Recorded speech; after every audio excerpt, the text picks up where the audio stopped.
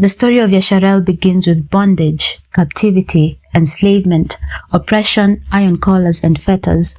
Although Abraham, the great patriarch of Yasharel, was called out of his homeland and directed to Canaan, the promised land, this was not the beginning of Yasharel as a nation, as a group, a collective. Abraham was the patriarch through whom the promised son would come, but Yasharel became a nation while in Mitzrayim, in bondage. We learn that this was by Yah's design. It was all according to his plan. Psalm 105:23-26. Then Yasharel arrived in Mitzrayim. Yaakov lived as a foreigner in the land of Ham. And Yahuah multiplied the people of Yasharel until they became too mighty for their enemies. Then he turned the Mizraim against the Yasharel, and they plotted against Yahuah's servants. But Yahuah sent his servant Moshe along with Aharon, whom he had chosen. This is where the story of Yasharel and Yah begins. Yah wanted to establish himself as the only savior and Aluah of Yasharel, that beside him they should have no other Aluah, even stating this clearly in his commandments. Exodus 23, "You shall have no other Aluah before me." This is the account of how he called out Moshe. Exodus 3:1-10. One day Moshe was tending the flock of his father-in-law Jethro, the priest of Midian.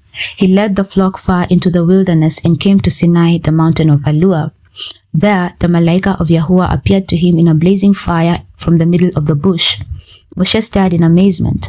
Though the bush was engulfed in flames, it didn't burn up. "This is amazing," Moshe said to himself. "Why isn't that bush burning up? I must go see it." When Yahuah saw Moshe coming to take a closer look, Aluah called to him from the middle of the bush, "Moshe, Moshe." "Here I am," Moshe replied.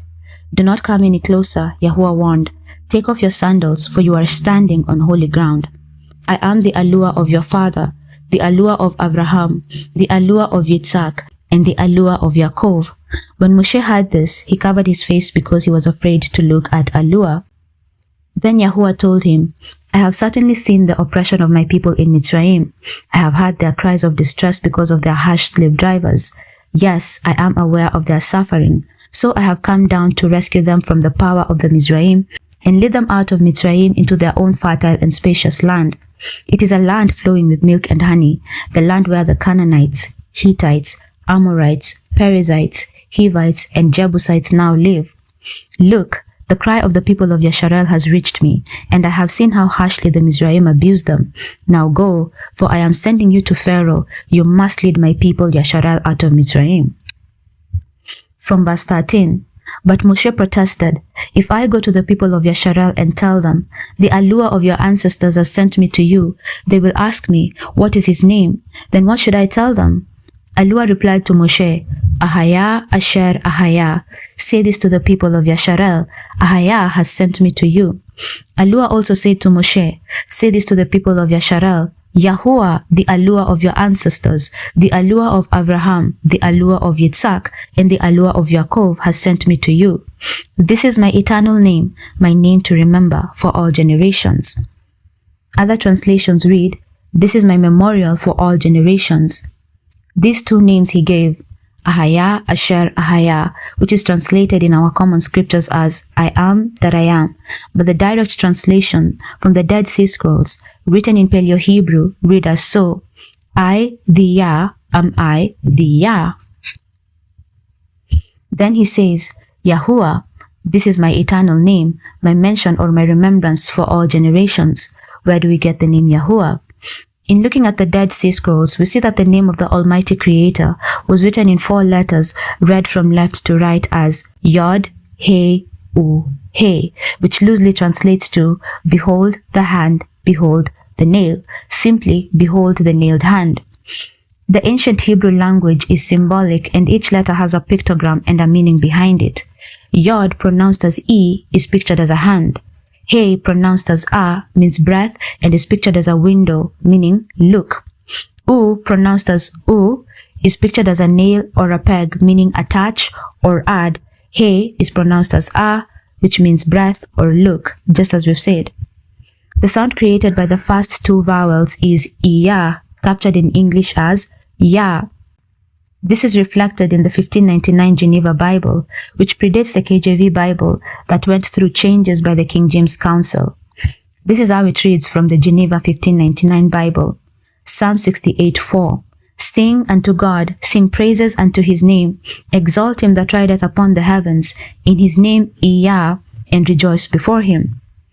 Earlier versions of this Bible do not contain the titles Lord or God. They simply used Yahuah, or as seen in this case, Yah. From the King James era, the name and title of the Heavenly Father were replaced with English substitutions, God and Lord. When you Google the name Yahuah, it tells you, Yahuah is a Hebrew name for God, revered among Jewish communities, and is often used in prayers, blessings, and synagogue services. It is still used to this day among some Jewish communities, so why were we given the name Yahweh? Even more, when did his name translate to Lord and God? Yahuah is the more accurate pronunciation of the Hebrew 4 vowels used to identify the name of the Creator. Ancient Hebrew shows no record of a W sound. The O sound is written as 2 U's, which is probably why the European translators substituted it for a W, which was what they were familiar with. But it appears their reason behind doing this to his name was far more sinister and calculated. The Ineffable name doctrine is a theological idea invented by the false Jews. It poses that the name of the Creator is too holy, and if we mention it all the time, we bring it to naught and vanity. This doctrine was articulated after the destruction of the Second Temple in 70 AD. St. Justin Martyr, a Catholic, wrote in his first apology, chapter 63, all the Jews even now teach that the nameless God spake to Moses. In chapter 61, he wrote, for no one can utter the name of the ineffable God, and if any dare to say that there is, he raves with a hopeless madness. In his address to the Greeks, he said, for God cannot be called by any proper name. These are the same doctrines that permeated Christianity and are applied to this day to our common scriptures. But this doctrine directly contradicts what the scriptures say. We saw in the passage we just read in the book of Exodus that the Creator clearly gave his name. Even more, he commanded all generations to address him by his declared name. In Israelite Hebrew culture, names were important. They had significance, and the people, cities, towns were often named in commemoration of an event or a person of significance. They did this for a memorial, to never forget a matter of importance to them. In Genesis 12:7-8, we see that Abraham built an altar to Yah at Mamre to commemorate a promise that Yah had given him, that he will give that land to his descendants. In Genesis 13:18, Yah reiterated his promise to Abraham right after he had separated from Lot, and there he once again built another altar to Yah. Genesis 35:11-15 reads, then Aluah said, I am El Shaddai, Aluah Almighty. Be fruitful and multiply. You will become a great nation, even many nations. Kings will be among your descendants, and I will give you the land I once gave to Abraham and Isaac. Yes, I will give it to you and your descendants after you. Then Aluah went up from the place where he had spoken to Yaakov. Yaakov set up a stone pillar to mark the place where Aluah had spoken to him. Then he poured wine over it as an offering to Aluah and anointed the pillar with olive oil. And Yaakov named that place Bethel, which means house of Aluah, because Aluah spoke to him there. He named that place Bethel to commemorate a significant event to him. It was where he had experienced the tangible presence of Yah and had received a promise from him. With people's names, for example, we see in Genesis 35:18 that Rachel, after a painful labor, named her son Ben-Oni, which means son of my sorrows, but his father renamed him Benjamin, meaning son of my right hand. Genesis 30:23-24, and Aluah remembered Rachel, and Aluah hearkened to her and opened her womb, and she conceived and she bore a son, and said, Aluah has taken away my reproach. And she called his name Yosef, and said, Yahuah shall add to me another son. There are many examples throughout the scriptures. Suffice it to say, names had significance and acted as a memorial, a remembrance.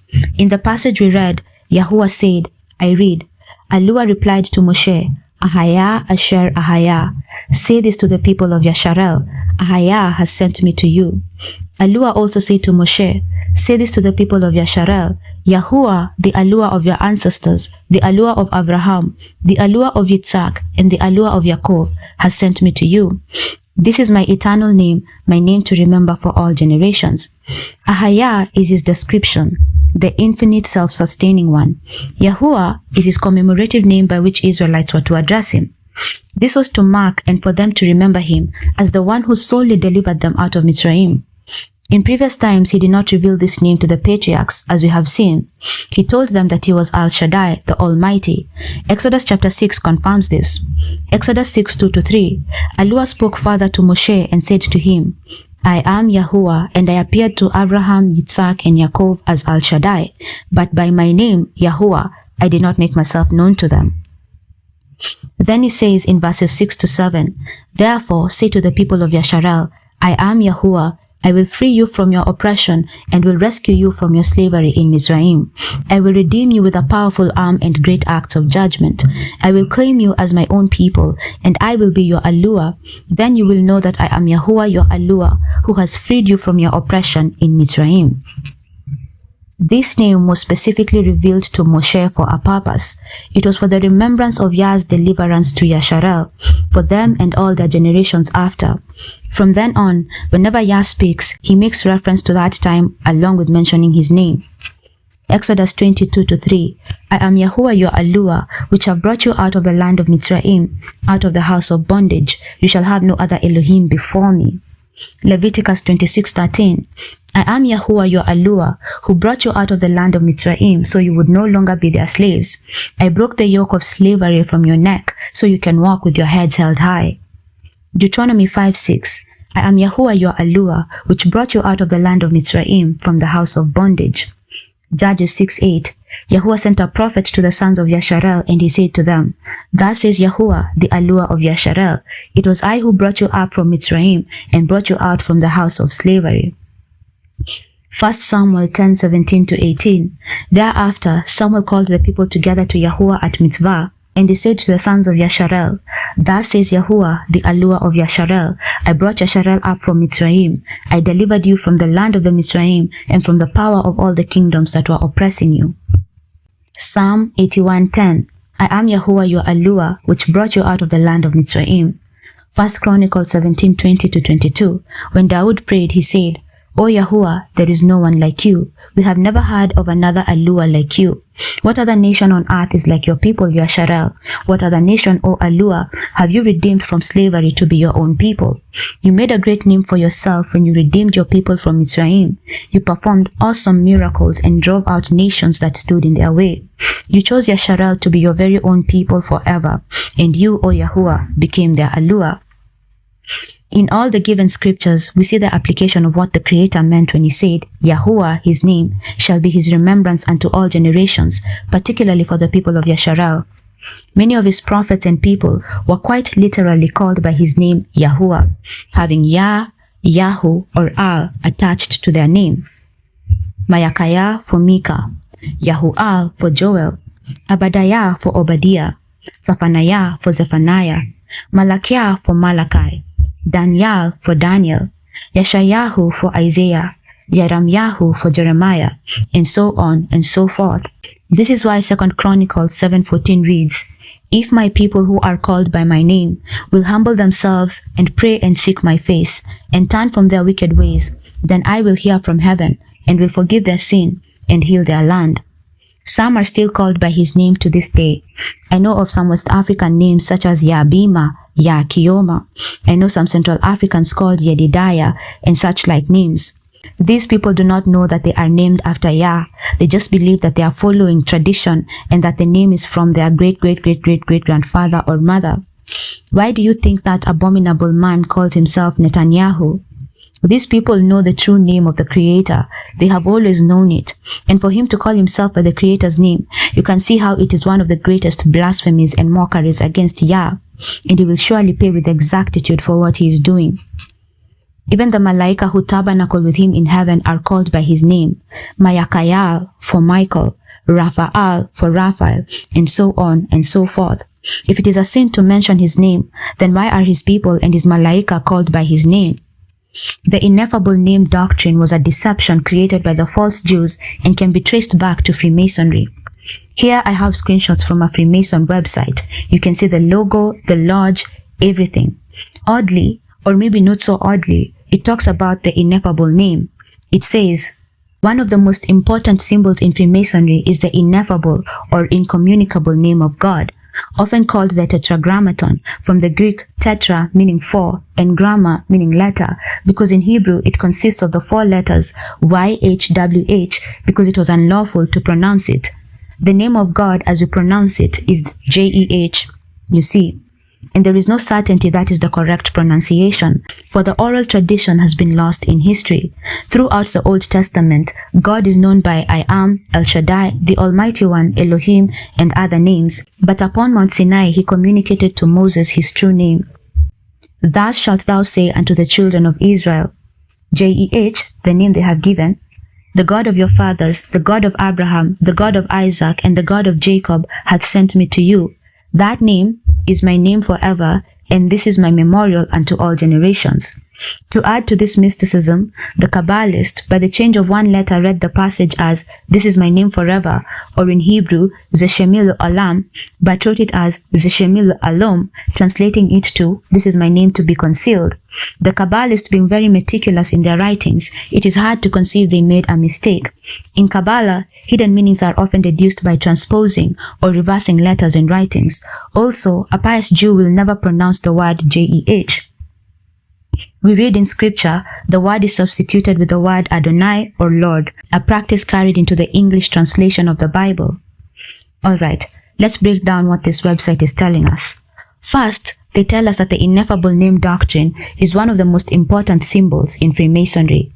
Then, according to them, the translation of the name of the Creator is of the four letters YHWH. This is where the official understanding of his name being YHWH came from. Then they let us know that they too know that Yah gave his true name to Moses and told him to tell it to the Israelites, which they say is the JEH name. But pause, you just say you don't know the name or the pronunciation. You say there's no certainty as to the Creator's name. So where did you get that JEH name? Thankfully, they explained themselves. They said, to add on to this mysticism. Mysticism of what? Of identifying the Creator's name. But what is mysticism? From the dictionary, mysticism is a New Age practice and is defined as a vague or ill-defined religious or spiritual belief, especially as associated with a belief in the occult. Then they admit that it was the Kabbalist who translated his name. What is Kabbalah? Who is the Kabbalist? Let's have a look at this. Occult magic of the Jewish Kabbalah. It says, Kabbalism is a system of Jewish mysticism and magic and is a foundational element in modern witchcraft. Virtually all great witches and sorcerers of this century were Kabbalists. In the decades of the 70s, 80s, and 90s, the hottest spiritual trend was the New Age movement. As we move forward through the first decade of the 21st century, the latest cure-all spiritual phenomenon, bought by the gullible masses, seems to be the Jewish Kabbalah. The newfound popularity of this end-time sorcery is not by accident. Its emergence is a carefully planned Illuminati event. The Kabbalah is not new. It's been around for centuries. The Kabbalah is actually ancient magic. It is an exotic blend of devilish, sometimes fanciful New Age mystical practices, topped by a philosophical bent of Jewish supremacism. Orthodox Judaism, or Phariseeism, is rife with Kabbalism, and Jewish rabbis are Kabbalah's greatest promoters. Now, this is from an article published in January of 2006. Alright, having read that, we see that it is not altogether outlandish for this Freemason website to claim that it was the Kabbalist, aka Jewish rabbis, that transliterated the name of the Creator by applying Kabbalist practices such as mysticism. They said, on top of the mysticism of giving the JEH name, they also changed the passage to read, this is my name to be concealed, instead of, this is my name forever. Subtlety and craftiness were at play, which is symbolic of Satan, Ha-Shatan. To quote them verbatim, the Kabbalists being very meticulous in their writings, it is hard to conceive they made a mere mistake. In other words, they are admitting to us that what these Kabbalists did was intentional. And if it was intentional for them to give that passage a mistranslation, I put it to you, they were also intentional in giving us the name Yahweh. The translation they said was YHWH. Then they explained themselves. In Kabbalah, hidden meanings are often deduced by transposing or reversing letters in writing. Also, a pious Jew will never pronounce the JEH word, so they don't give us the reason why the pious Jew will never use the JEH name. But I think we can all tell why. It's because it's a name that was derived and discovered from mysticism and darkness. Alright? Then they talk about transposing. What is to transpose? It is to exchange, to switch, to interchange, to swap, to alter. In simple terms, it is to put one thing in place of another. They explain.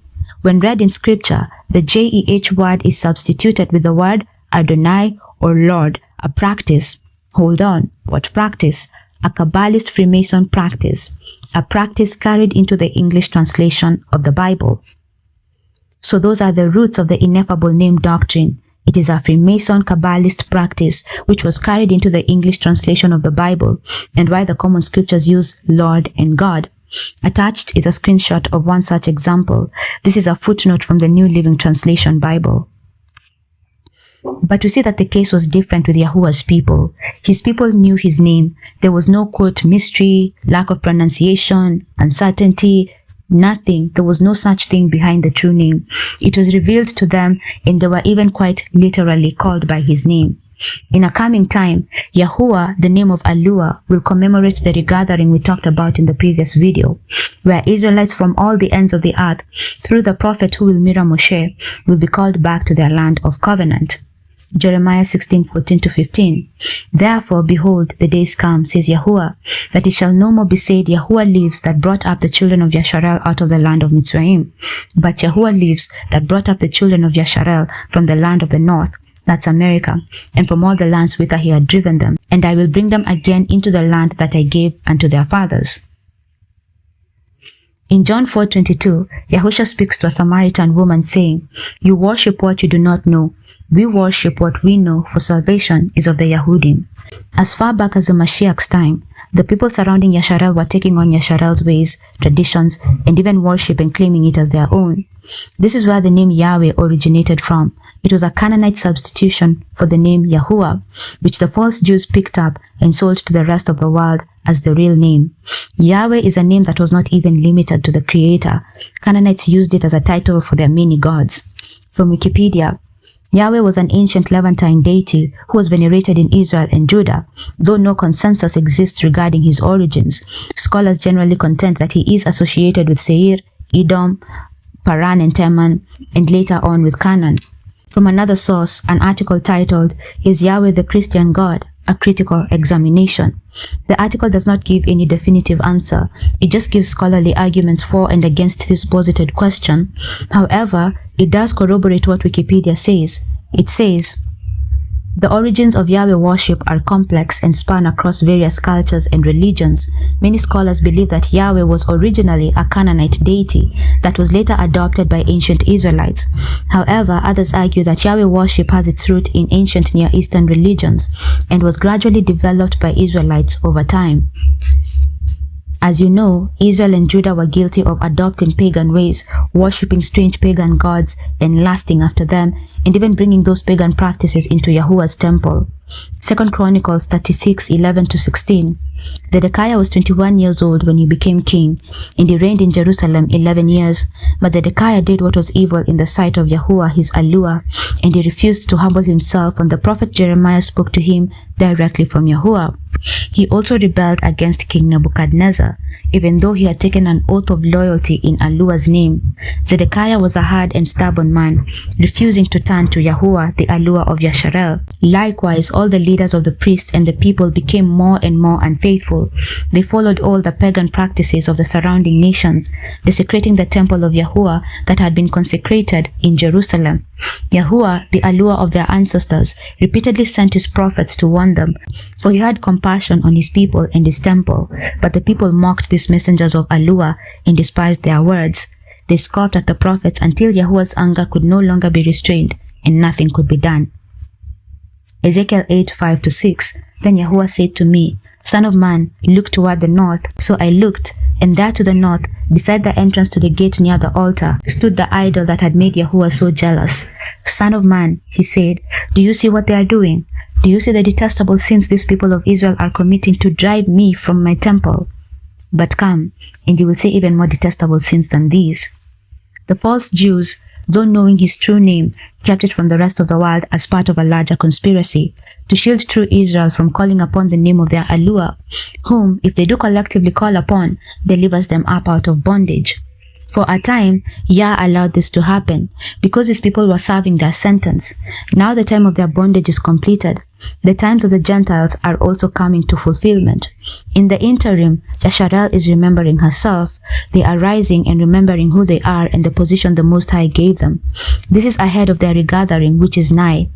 By the Ruach, they are remembering him and the name that he gave them for the specific purpose of being delivered out of bondage. In a mirror of the ancient times, they are calling upon his true name right before their deliverance from all the nations they have been scattered to. Isaiah 52, 5-6. What is this? Yahuah asks. Why are my people enslaved again? Those who rule them shout in exaltation, my name is blasphemed all day long. But I will reveal my name to my people, and they will come to know its power. Then at last they will recognize that I am the one who speaks to them.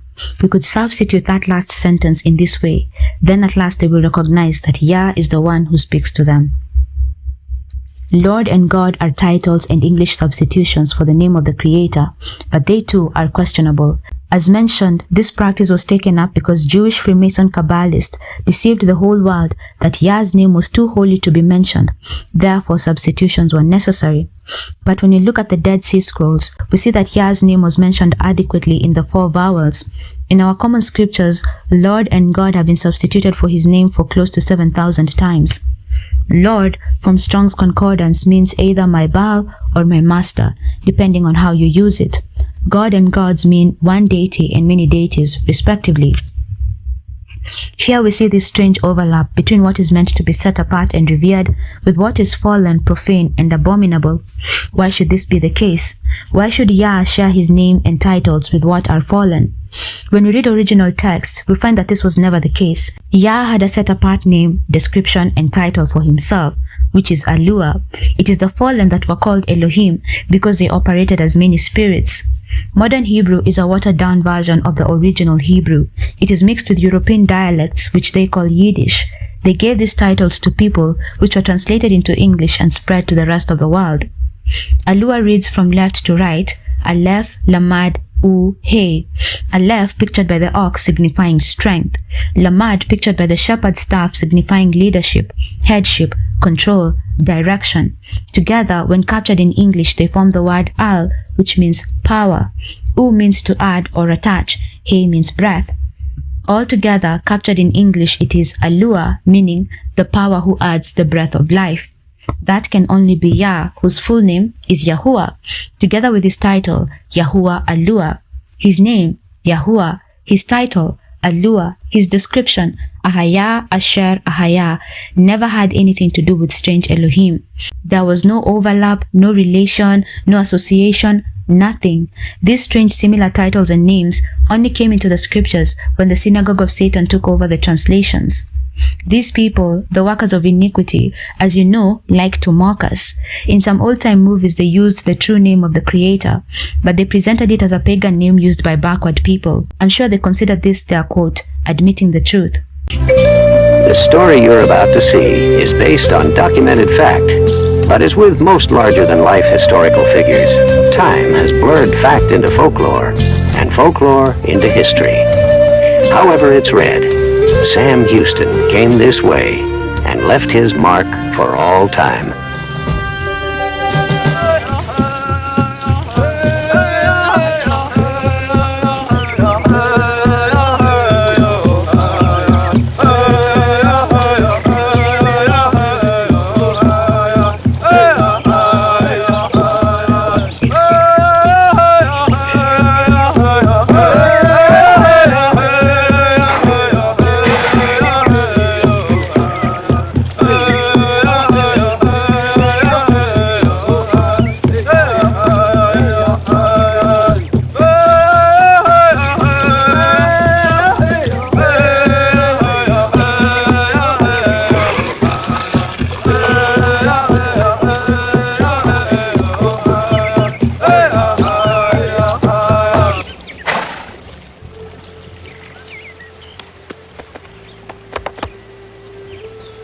Colina, I greet you. It's good to be here, John. I've heard that a dark cloud has fallen on the white path you were walking.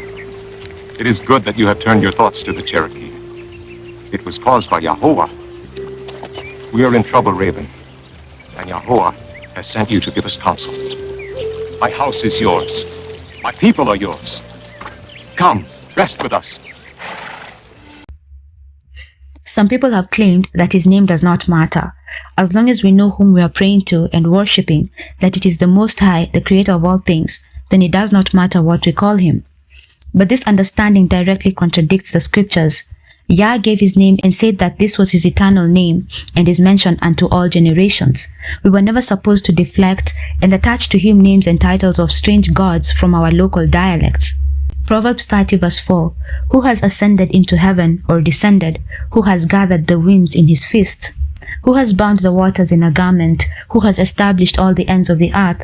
What is his name and what is his son's name, if you know? His name clearly matters. Psalm 135:13.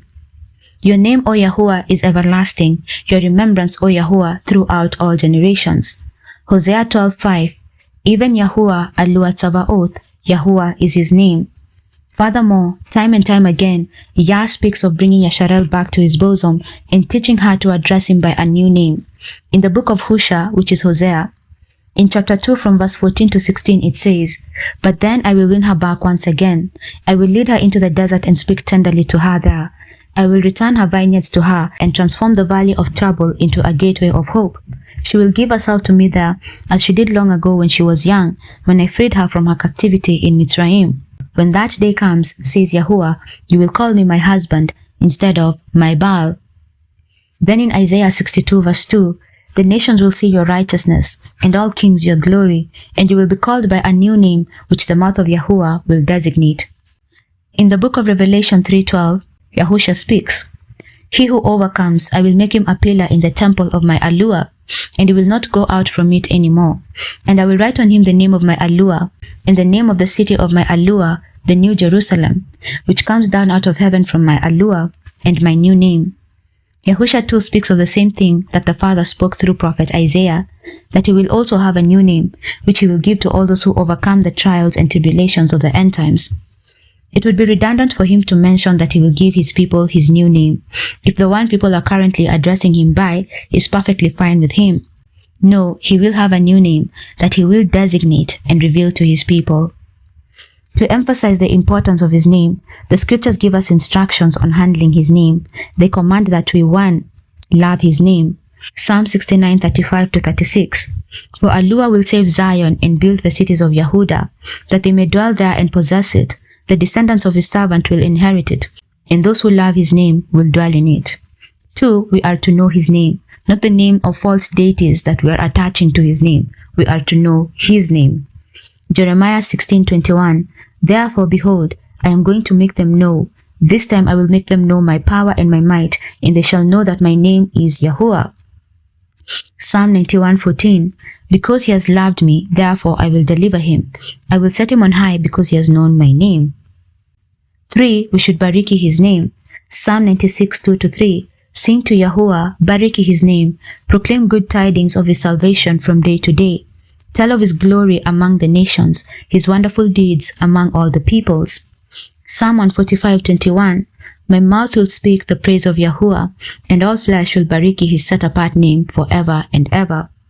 4, we are to sing praises to his name. Psalm 68:3-4. But let the righteous be glad, let them exult before Aluah. Yes, let them rejoice with gladness. Sing to Aluah, sing praises to his name. Lift up a song to him who rides through the deserts, whose name is Yah, and exalt before him. 5, we are to call upon his name. Now imagine calling upon a false name belonging to a false deity and then saying, he knows my heart. No, once you know the truth, call upon his true name. Psalm 145:18. Yahuah is near to all those who call upon him, to all who call upon him in truth. 6, we are to give esteem to his name. We are to hold it in high regard. Calling him by false names and titles, which belong to fallen deities, is 100% bringing his name to naught and vanity. It is also bringing dishonor to his set-apart name. Malachi 2 verse 2. If you do not listen, and if you do not take it to heart to give honor to my name, says Yahuah Tzavaoth, then I will send a curse upon you, and I will curse your baraka. And indeed, I have cursed them already, because you are not taking it to heart. 7. We are to give thanks to his name. Psalm 105 verse 1. O give thanks to Yahuah, call upon his name, make known his deeds among the peoples. 8. We are to think upon his name. You're supposed to meditate upon his name over and over again. Now think about it. If you've been deceived into thinking that the name of a fallen deity is his name, that's the name that you will meditate upon over and over again. You will meditate and give honor to a fallen thing. Malachi 3:16. Then those who feared Yahuah spoke with each other, and Yahuah listened to what they said. In his presence, a scroll of remembrance was written to record the names of those that feared him and always thought about the honor of his name. 9. We are to boast in his set-apart name. Psalm 105 verse 3. Exalt in his set-apart name. Let the hearts of those rejoice who seek Yahuah. Psalm 34 verse 3. O magnify Yahuah with me, and let us exalt his name together. Jeremiah 9:23-24. This is what Yahuah says: Don't let the wise boast in their wisdom, or the powerful boast in their power, or the rich boast in their riches. But those who wish to boast should boast in this alone, that they truly know me and understand that I am Yahuah, who demonstrates unfailing love and who brings justice and righteousness to the earth, and that I delight in these things. I, Yahuah, have spoken. 10. We are to trust in his name. When you're given a false name, you're trusting in a deity, a thing that will do nothing for you. Maybe, probably just destroy you, because all fallen things come from Hashatan, Shetani. But essentially, trusting in the wrong name is trusting in nothing, trusting in emptiness, trusting in voidity. Psalm 33:21. For our hearts shall rejoice in him, because we have trusted in his set-apart name. In spreading the good news, the heathen should have been taught his true name, not what has been normalized, which is, in our language we call him this. No, the Creator has a set-apart name, and he ought to be called by what Hebrews call him. But as we know, over the past 530 years, it was not the Hebrews that were on the front line of spreading the good news. It was the Gentiles. So it makes sense why there has been a lot of deception, a lot of confusion for a very long time. Yah fully expresses himself through his own people, the same ones he chose to be set apart with him. And that is what is happening now and will continue to happen. Many things will get restored. Truth will rise, deception will fall, at least for those few who will accept to take in the truth. Do not let anyone tell you that his name does not matter. Always remember that this is the Most High. If there's one whose name matters, it is his and his sons. Language, and especially the use of language, is very important in humanity and in developing our relations. Language can be used to suppress, oppress, imprison, dehumanize, and exclude. Those who say that what language you use to call on him does not matter do not understand the importance of language and its application. By misapplication of language, the Kabbalist false Jews and their supporters have successfully deceived the whole world. Language is used to communicate an idea to another and paint a picture in a person's mind. Through language, we are able to understand each other and remain aware that we are all in touch with the same reality. By use of language, we agree on reality, we agree on truth. But what happens when you distort language? When instead of restricting words to their true meanings, you attach new meanings to them? What happens when words and facts no longer agree? When words are made to change their ordinary meaning and instead take on those given to them? Misapplication of language distorts reality. It binds people in confusion. Language, but to be specific, the misapplication of it, is the most fundamental tool used in carving disfigured reality. Misusing language is an effective tool in brainwashing people and in keeping the audience captive to deception. It is usually calculated, meticulous, and deliberate, and is used to create a reality that those in power desire for their audience. Take our common scriptures, for example, in the way European substitutions were used for true Israelite names. This had a massive impact on how we perceived and understood biblical characters. For example, if I mention the name Jacob, the picture that comes to mind is that of a white man. But if I say Yaakov, then the picture that comes to mind is anything but a white man. It is the same with the Messiah. If I call him Jesus, a white man comes to mind. But if I call him Yahushua, then a varying picture forms that could apply to another race that is not of Caucasian origin. A European name belongs to a European man or woman. When you couple these European biblical names with white people being labeled Jews, and you call them the people of the book, you can see how it well matches the picture our common scriptures create in people's minds. If you then proceed to place these European Jews in a land renamed Israel, then the deception is complete. What people have called mere substitutions that make little to no difference have completely altered the perception of the average believer's reality and corrupted their thinking entirely. By use of different names, they created a new reality in the minds of the audience. God and Lord are titles of a European deity belonging to a European people. The evidence of the impact of this name's transposition is very clear. Do not people to this day call Yah a white god? Aren't his own people rejecting him all over again because he is, quote, a god of white people who has never cared about blacks? This is essentially why they are moving to Egyptology. In their misguided but carefully planned and intentionally crafted understanding, they believe the Creator is strictly for the Caucasians and are now looking for a deity that is more like them.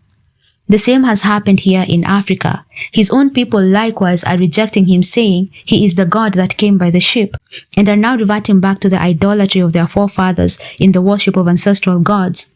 These were our gods before the white man came, they say. The general consensus worldwide is that the God of the Bible is of Caucasian origin, and even Caucasians perceive him this way. Any mention of him being the Aluah of a people of a different race causes a visceral reaction in many of them. The Kabbalist false Jew deception has been indubitably successful. The image of Jesus always shown to us is that of a European man, whether in movies or shows or just the painting of Caesar Borgia. Usually, people do not object to this kind of imagery. Why? Because the picture the biblical names create in people's minds is exactly what they are looking at. Why should they object? This is why it is difficult for most people to marry scriptural characters with people who are of dark and brown skin. Names speak of identity. In many cultures, your name identifies where you come from. When you give someone a new name, you have given them a new identity. I believe for a time Yah allowed this to happen to him, for his true name to be hidden and a different one attached to him, much like what was happening to his own people, what they were suffering through. Their identity was stripped off of them, and they too were called by European names and assimilated into European civilizations. Now the tides are changing. Yasharel is remembering herself, and so the Messiah has revealed that his tribesmen are the formerly enslaved persons in the United States, the modern spiritual Egypt. This is the tribe from which he comes from, the tribe of Yahudah, which means those who praise Yah. This means that he 100% looks like them in human form. At the beginning of the nation of Yasharel, while in bondage in Egypt, a prophet revealed to them that they were called out to serve Yahuah, who is the Most High.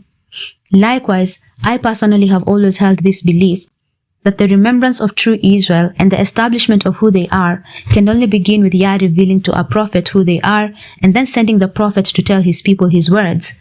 This is why I believed the word of the Master's Voice Prophecy blog.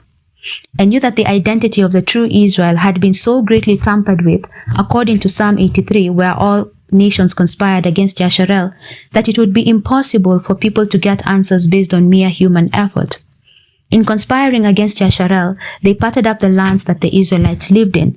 Then they sold them into slavery to other nations, or even enslaved them in the same land, burned their scrolls, and taught them foreign doctrines and foreign languages, that they may forget who they are, and even imprinted upon them this strong self-loathing to prevent them as much as possible from ever remembering who they were. But Satan can only delay Yahuwah's purposes for a short time. He can never overcome them.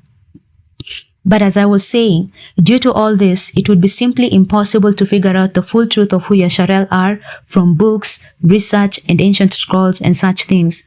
These could only provide half-truths at best. In order for the revelation to commence, Yah would have to come down yet again and reveal to his people who they are through an Israelite prophet. In a mirror of the ancient times, the revelation and official remembrance of Yasharel has to begin with him. Yasharel is nothing without the Creator and the covenant that he made with them. This is the list given by the Master's Voice Prophecy blog. African Americans, the Caribbean, Bantu tribes, Native Americans, certain types of South American people, certain types of West Africans, and some in the areas of the Sahara and the Maghreb. These are the people of the book. These are the true Yasharel. Now, in light of all this, I know people are bound to ask me whether I have become a Hebrew Israelite because of these positions that I hold. Here we have the genealogy of Shem. We see that he had several sons. Genesis 10:21. Sons were also born to Shem, the older brother of Japheth. Shem was the ancestor of all the descendants of Eber. Iba is the father of Hebrews. Technically, all those who descend from him are Hebrews. We see Ishmael, Lot, sons of Nahor, sons of Esau and Moab, etc. There are many people. But remember, the set-apart father spoke and said he has chosen the seed of Yaakov from all generations that he had seen to be his Kodesh ones. He spoke this on the 7th day, the week of creation. The seed of Yaakov are Israelites, all the descendants of his 12 sons. These are the ones called Israelite Hebrews. Being an Israelite Hebrew is a matter of ancestry. It's not supposed to be this dangerous, exclusivist, extremely misogynistic cult that some have made it out to be. It's really just a matter of ancestry. It's not about anything else. There are many Israelite Hebrews in the world. I know that the people who've called themselves this thing have scared us off with their aggressive beliefs, to say the least. But please just know that being an Israelite Hebrew is strictly a matter of ancestry. There's nothing more to it. I'll see you in part 2. If you should meet Moses or any of the prophets and you hand them a copy of the Torah or a Tanakh, they will not be able to understand a word of what's written in the book, even though they were the original authors. The reason is because the writing system currently depicted as Hebrew has no relationship with the original Hebrew symbols used in writing of the Torah. It would actually sound like gibberish if you should speak what we call Hebrew today with Moses or any of the ancient Israelites. So, what happened to the original language, and was it ever preserved? The answer will be yes. The ancient Hebrew was preserved. What happened to those taken into captivity will have lasting ramifications, and the writing system that they would develop in Babylon will ultimately give birth to modern Hebrew. However, a particular group amongst those who fled to Egypt when Nebuchadnezzar attacked and further migrated deep into the African continent, West Africa to be specific, retained a dialect of the original ancient Hebrew language, and they still speak it today, as we shall see in this series. It was nearly a period of 2,000 years from the time of going into exile in Babylon to the introduction of modern Hebrew.